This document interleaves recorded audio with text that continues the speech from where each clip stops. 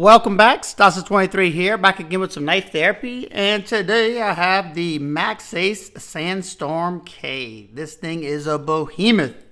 This thing came in at $99. I picked it up off of eBay. They seem to do like small batches of their knives, and these come and go, so if you want one of these, definitely just grab it. Let's get the specs out of the way. You have a total length of 10 inches long, or just shy of 10 inches right there at the line. A blade length of 4.5 inches. A grip area from here all the way to the back of 4 3/4 inches. Thickness in the scales from here to here of 0.61 inches. Closed width in the pocket from here to here of 1.88 inches. And a blade stock thickness of 0.152 inches. But that said, it comes down to a nice thin edge, and the behind the edge thickness on my particular knife is around 12 thousandths, sharpened at 22 degrees per side. Before we go any further, let's put this thing to the use. Alright, I did a little bit of cutting that I forgot to catch on film with this, but it's still nice and sharp.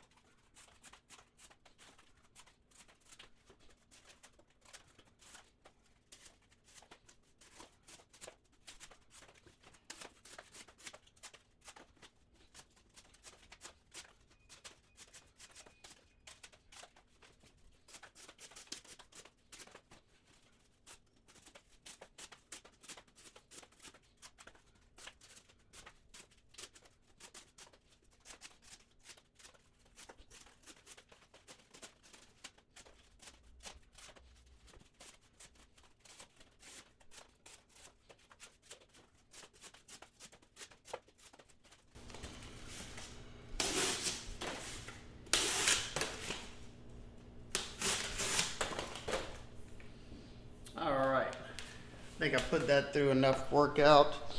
I gotta say, I think I want the premium version of this now. This thing slices like a demon. Still felt like it was nice and sharp. Yeah, still nice and sharp. All right, we're gonna attempt to cut up some of this half-inch twisted sisal rope. We'll try to do 20 cuts, maybe more, maybe less, depending on how it's doing. Measurement frame.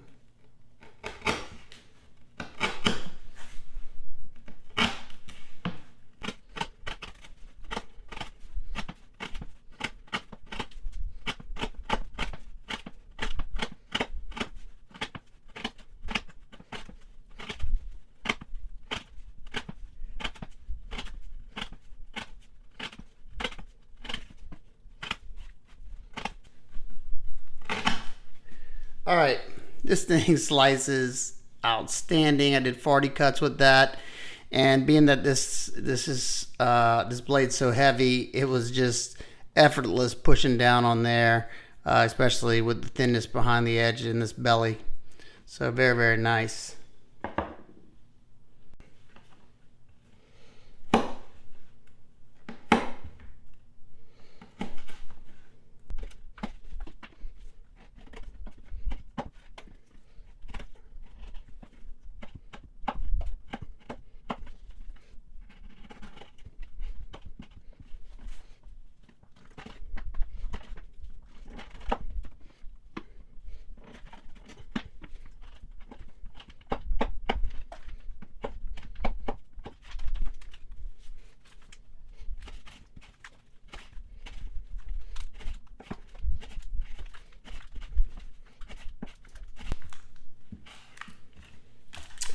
All right, Thought it performed pretty darn nicely. Let's see how that edge is still doing up there in the front. Yep, it's still sharp. Alright, we're going to test the ergos and how well this edge is still biting into this pine 2x4. We're going to start out lightly and then put some more pressure behind the cut.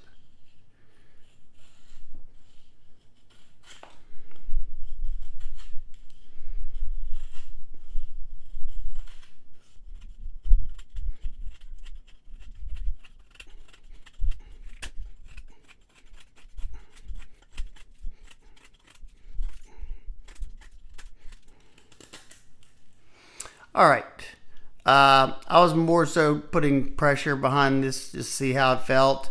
It was doing, finer task. I mean, I can still do some nice fine work with it because the edge is still good. Fairly comfortable because of the bigger size handle. I did notice just when I was putting a lot of pressure down that this gimmick right here, I did feel it just whenever I was, really squeezing on the scales. Not bad because it's wide enough, but just something to note. The scales are flat with these, patterning in there. It's still fairly comfortable because of the wide handle on it, though. Pretty impressed with this knife. We could try to slice some of this pallet banding and some seatbelt material, see how well it does. This stuff's pretty strong stuff right here. No problem.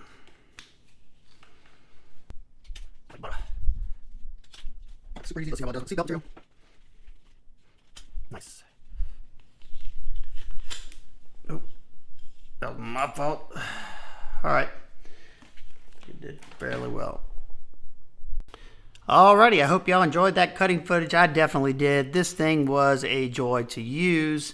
Let's take a closer look. You have this nice broad blade with a clip point up here in the top. You have a two-tone blade finish, like a blasted, tumbled finish on the primary grind and a satin on the flats.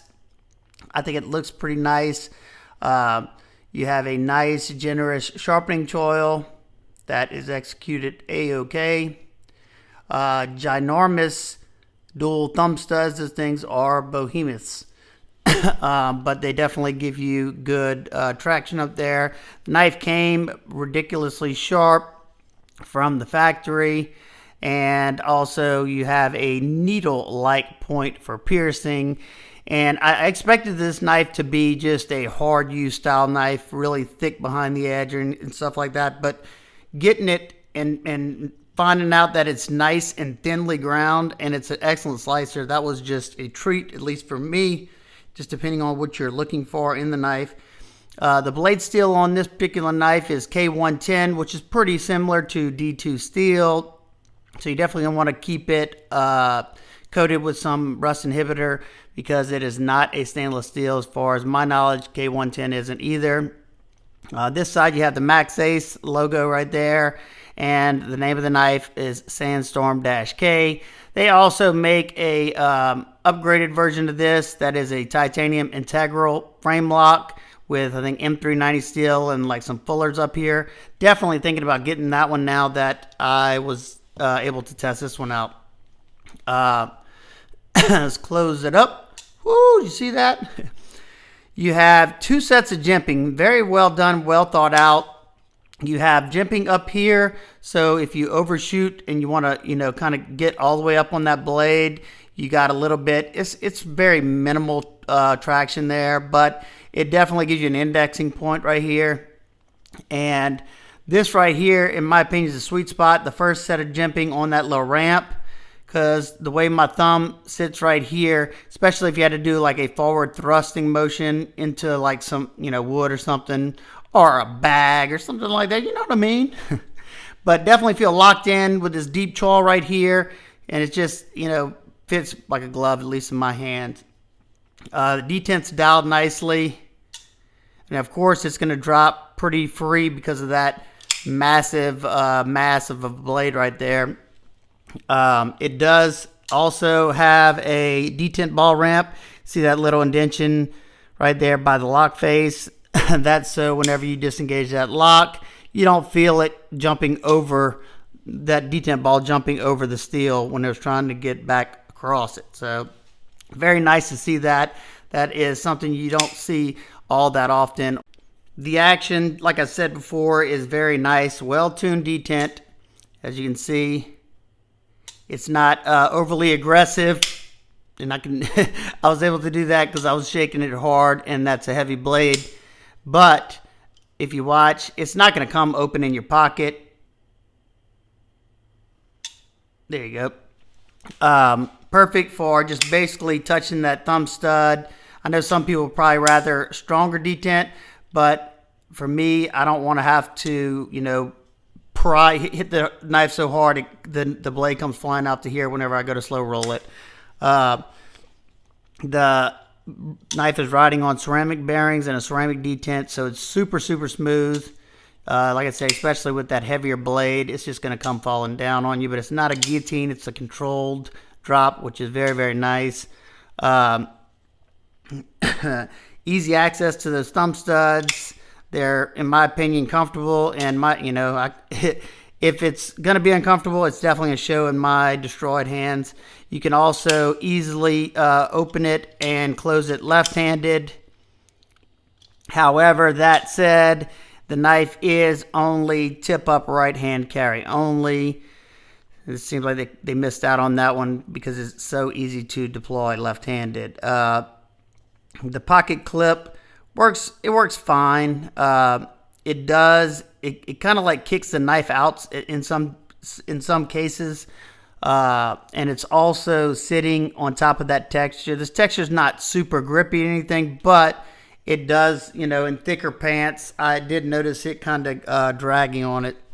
This is what it looks like in the pocket, and I'm just gonna tell you right now, it's a pocket hog. It takes up pretty much the entire pocket. Look, this is where the knife goes to right here, but you can get your hand on the side of it because there's no flipper tab or anything like that getting in your way, and that's how much of the knife is sticking out. And as you can see, it sits a good way away from the side of the pocket just because of the curvature of that handle. It holds the knife in well though, and you're definitely going to feel this knife in the pocket. It is not a lightweight by any means, and I'm pretty sure if you're going to be purchasing this knife, you know that already. All right, let's get a weight on this bad boy so you'll know exactly how heavy it will be in your pocket. 7.89 ounces. Now, whenever I saw that on the site, I was like, wow, there's no way I'm going to be able to carry this knife. That is super heavy. Now, I can't carry this in my lightweight shorts by any means, but wintertime's coming, and when I'm wearing jeans, I could definitely carry this knife on me. Now, probably won't want to have anything else in the other pockets since I always usually carry two knives just because I like to. This is pretty much all I'd need. You got 4.5 inches of thinly ground K110 that holds a good edge. It performed very nicely in all the cutting chores I put it through. And let's get some quick size comparisons, and I'll give you all my nitpicks, complaints, and let y'all out of here.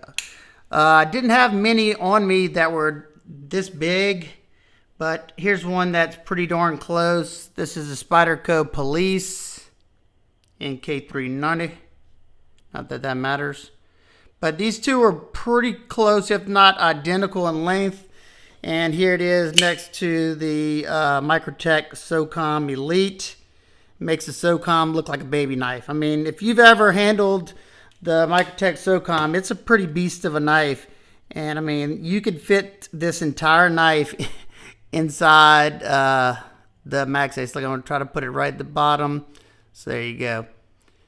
Definitely a beast of a knife. Two more common knives. The Spyderco Para 3. Looks like a baby knife. The Para 3 is almost the same size as the handle. And the PM2. So both of those are dwarfed by this bad boy. All right, nitpicks and complaints. All right, first one. Even though I like the two-tone look to the blade finish, this blasted finish, after, the amount, just the cutting I did, and that wasn't a ton of stuff, you can already see how, like, it's like really starting to wear, especially on this side. You can see how it's like faded and it's like real dark right there. That's just the nature of the beast. When you have a blasted blade, you can really see it right there. Cameras not want to pick it up because of the gray background, but not something I really care about, but just something to note if you're one that likes to keep your knives looking nice and use them at the same time. It would have been nicer if they would have put like a heavy stone wash on this and then the satin flats, maybe. Also, being this is K110, if it's the same makeup as D2, that means is not a stainless. And if that is the case, then blasted finish is probably one of the worst finishes you would want on a non-stainless knife because it opens up the pores to the knife, allowing it to retain moisture a lot easier. All right, my next nitpick is the secondary lock. Now, I know it's a cool gimmick to put on a big old knife like this, to make it sound, oh, it's a fixed blade. Nah, I'll tell you, I've had these type of locks on a handful of knives, and every one of them is problematic in some way. Most of them don't work.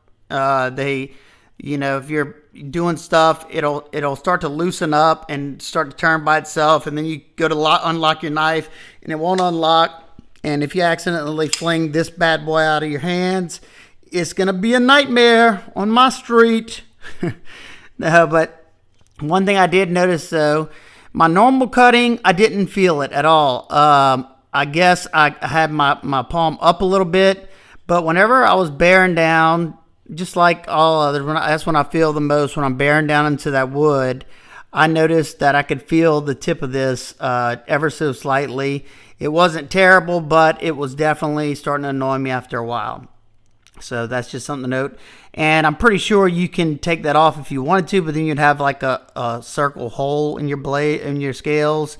Basically, all you do is turn that right there. It puts a little tab in front of the lock, so you can't close the lock up. That's as far as you can get on it. But like I said, they tend to loosen up after a while, and especially if a lot of vibrations happen if you're chopping or something crazy with the knife, then that could make it loosen up and lock on you without you knowing. Also, I touched on it for a second. First off, it's only right hand, tip up, show some lefty love there. And it is sitting on top of that double diamond texture, as Mr. Tough Knives calls it. And it can be difficult to get in and out of the pocket. It's not terrible, but something that I did notice when I was wearing my thicker jeans, carrying this in the pocket. So my overall thoughts, I think it's an awesome knife. For $100, I think this is a no-brainer. If you like big knives, you like big knives and you like slicey knives, this is the one to try out. I am definitely thinking about getting the premium version. Just I'm about to sell a knife or two to cough up that kind of coin right now. So there you go. If you have any questions, comments, concerns, please leave them down below. I hope everybody's having an absolute wonderful day, and I'll see y'all on the next one. Peace.